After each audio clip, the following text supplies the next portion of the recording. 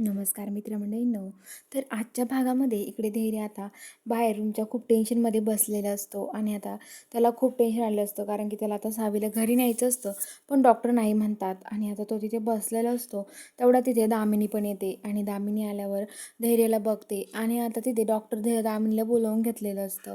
ती म्हणते, धैर्य काय झालं अरे तुला? मला पण त्या सावीची अवस्था नाही बघवते, पण काय करणार, आपल्याला असं नाही जमणार. सावीला जर बरं करायचं असेल तर सावीला इथेच ठेवावं लागणार आहे असं म्हणते.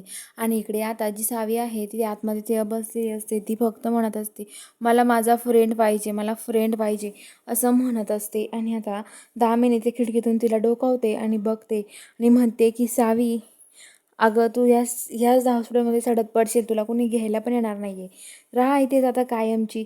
माझ्या धैर्याचं लग्न हे इराशी लावून देणार आहे मी आता. मी नाही तुझी वाट बघणार. आता हे बघ सावी, तू आम्हाला जे हवं होतं ना मला, तेच माझ्या मनासारखं झालं आहे असं म्हणते. आणि आता ती सावीला बघून खूप हसत असते. आणि आता इकडं धैर्य ते बसले असतो. धैर्याला म्हणते, धैर्य तू काळजी करू नको, सावी बरी होऊन घरी येईल, तू चल बरं घरी असं म्हणत असते. तर इकडे आता जी इरा आहे, इरा आता सगळ्या घरामध्ये तिथं राडा काढलेला असतो. ती म्हणते, सावी जसा तेरावा घातलाय ना, असा राडा करायचा आहे, काढायचं आहे सगळं काही, सगळं घर ते स्वच्छ करायचे असं भास्कर आणि विलासला सांगत असते.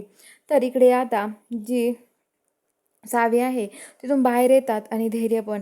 सावी आणि धैर्य एकमेकाला भेटायला येतात. तेवढ्यात आता तिकडून काही नर्स त्या पळत येतात. धैर्याला इकडे त्या नर्स त्या ओढतात आणि सावीला इकडं, कारण की दोघांना वेगळं करतात. तर ती म्हणते, धैर्य म्हणतो, सावी काळजी करू नको, तुझा फ्रेंड तुला वाचवायला येणार आहे ते.